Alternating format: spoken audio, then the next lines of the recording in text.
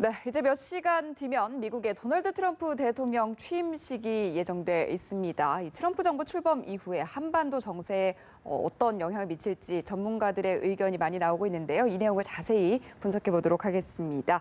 김태현 중앙대 국제대학원 교수 나오셨습니다. 어서 오십시오. 네, 안녕하십니까. 네, 일단 북한이 ICBM을 언제든지 발사할 수 있다. 이런 도발 위협을 계속해서 재차 강조하고 있는데요.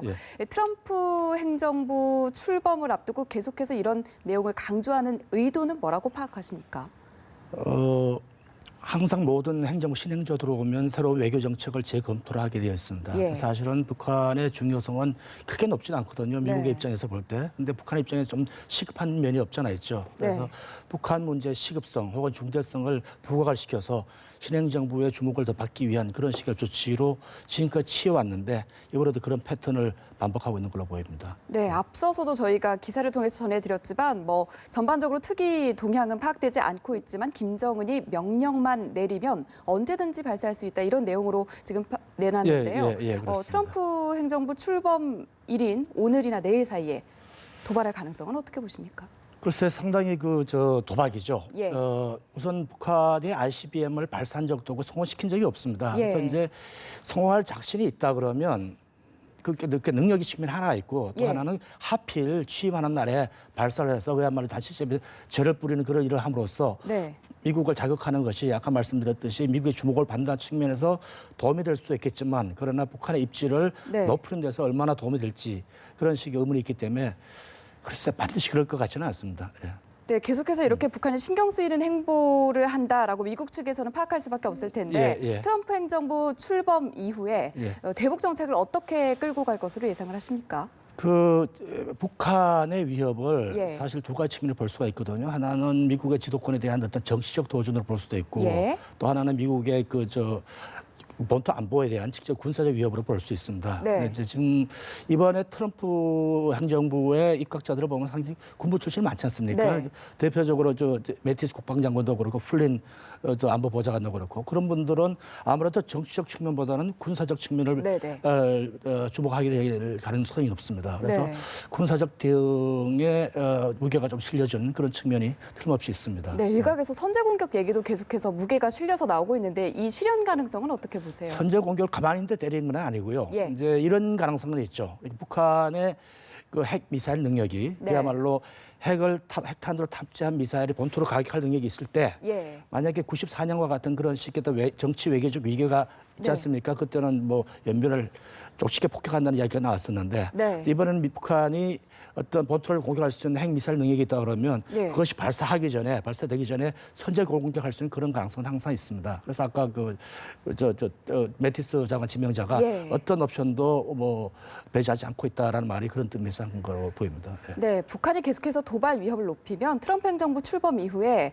미국 측에서는 북한뿐만 아니라 중국에 대한 압박도 높일 것이다라는 해석들이 나오고 있는데요. 앞으로 트럼프 행정부 출범 이후에 미중 관계는 어떻게 예상을 하십니까? 우선 트럼프 후보가 주로 무역 문제를 중심으로 해가지고 경제 문제를 중심으로 해서 중국을 타겟으로 삼고 있지 않습니까? 그러면서 거기에서 미국의 어떤 발언권을 높이기 위해 가지고 이것저것 건드리는 게 많습니다.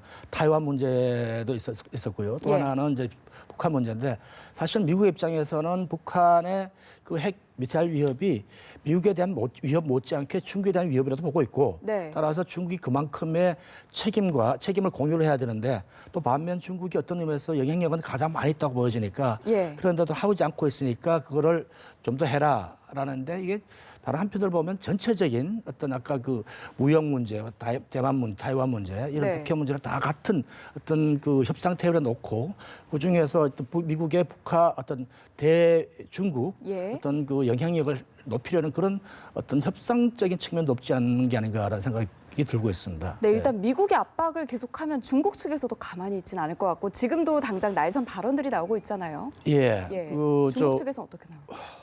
사실 이게 상당히 걱정되는 부분이죠. 이제 전체적으로 그 트럼프 이제 조만간 대통령이 되실 분인 당선자는 국제 관계를 일종의 윈윈 관계라기보다는 경쟁력을 놓고는 제로섬적인 관계로 보는 측면이 있습니다. 그래서 미국이 얻으면 중국이 잃고 중국이 얻으면 미국이 잃는다 이런 측면이 있거든요. 따라서 이제 전략적 차원에서 미중 갈등이 심화될 것으로 보이게 되고 그렇게 되면 한국과 같이 양쪽에 이제 중요한 나라 같은 경우에는 전략적 중요성이 더 커지게 되죠. 예. 그러면 우리 입장에서는 상당히 선택의 폭이 이런 미국이 원하는 정책을 했을 경우에 중국이 어떻게 나올 것이냐, 예. 혹은 중국이 했을 때 미국이 어떻게 나올 것이냐라는 그런 식의 입장에 처해 있어서 상당히 좀 곤혹스럽게 될 가능성이 없지 않아 있습니다. 네, 곤혹스럽게 될 것이다라고 예측을 해주셨는데 전반적으로 한반도에 어떤 영향을 미치게 될지 조금 더 설명을 해주신다면 어떤 예를 게 들면 있을까요? 지금 예.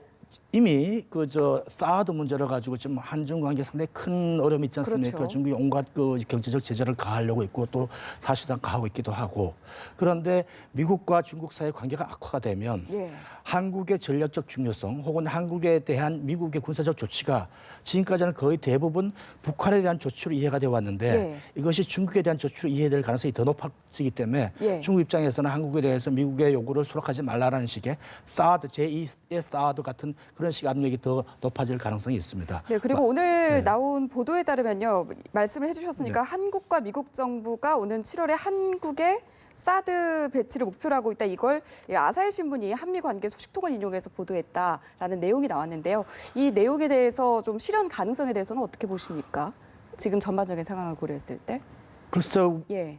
지금까지 이제 우리 정부, 현 예. 정부와 미국의 정부가 합의를 한 것, 그리고 지금까지 추진을 보면 그렇게 7월 같으면 7월이 예정 날짜가 맞긴 맞습니다. 그런데 네. 이제 우리 내부적인 불확실성이 있지 않습니까? 지금 탄핵 정국인데다가 네. 탄핵 결정되면 조기 대선이 실시되고 차기 정부에서 상당히 민감한 문제이기 때문에 거기에 대해서 어떤 정책이 나올지 그렇기 때문에 더욱더 사실은 불확실성이 더 커지고 있다 이렇게 보이고 있습니다. 네, 그리고 트럼프 행정부 그리고 특히 트럼프 당선인 하면 방위비 분담금 증액과 관련해서 얘기를 안 해볼 수가 없을 것 같은데요. 예. 출범 이후에 이 증액 요구를 조금 더 노골화할 것이다 이런 예측들이 나오고 있거든요. 어떻게 보세요? 사실은 그 트럼프 당선인 비즈니스맨 출신이다 보니까 상당히 예. 손익에 민감한 사람이죠. 그리고 이 양반이 보기에 미국이 방위비를 GDP의 3.3%까지 지출을 하면서 그러니까 유럽의 나토를 주도시키고 일본의 주일미군, 한국의 주한미군을 주도시키는데 이게 주는 거에 반응이 너무 적다라는 생각을 하고 있는 것 같아요. 그래서 이제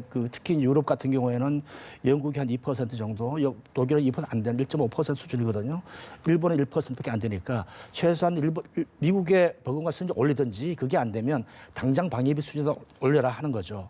또 우리 입장에서는 지금 현재 우리는 2.7%를 지출하고 있습니다, 군사비에. 그런 의미에서 우리가 좀 더 나은 입장이고 이미 지난 2014년에 합의를 했거든요. 그래서 아직 한 2, 3년 여유가 있는데 우리는 차순위가 되지 않을까 생각을 하고 있습니다. 좀 더 두고 보면서 방침을 택해야 될 거 아닌가 생각합니다. 네, 말씀해 주신 것처럼 우리 정부도 지금 논리를 준비해 가고 있는데 예. 그럼에도 불구하고 미국이 받아들이지 않고 증액을 계속해서 요구한다면 앞으로 지금 한미 관계는 어떻게 될 것으로 예상을 하십니까? 그것도 제가 네. 정치적 변수가 있겠지만 그렇죠. 북한이 얼마나 위협적이 되느냐. 북한이 계속 위협적으로 나온다 그러면 우리 입장에서는 결국 한미 동맹이 중요하니까 네. 결국 미국의 입장이 우리가 어떤 협상이 약화되는 측면이 없지 않을 거고 네. 또 다른 한편으로 또 남북 관계가 개선이 되거나 네. 북한의 위협이 줄어든다 그러면 또 다른 측면에서 갈 수가 있는 거고 또 단순히 방위비 분담뿐만 아니라 전반적인 우리 군사력 증진, 개선 이쪽 측면도 같이 봐야 될 것이고 따라서 이거를 그냥 방위비만 더 주느냐 마느냐 문제가 아니라 네. 연합 전력의 증강 쪽으로 초점을 둬야 될 게 아닌가 생각을 하고 있습니다. 네, 북한의 움직임과 함께 미국의 대북 정책에도 계속해서 주목해 볼 필요가 있을 그렇습니다. 것 같습니다. 예, 예. 네, 오늘 말씀 여기까지 듣겠습니다. 예, 고맙습니다. 감사합니다.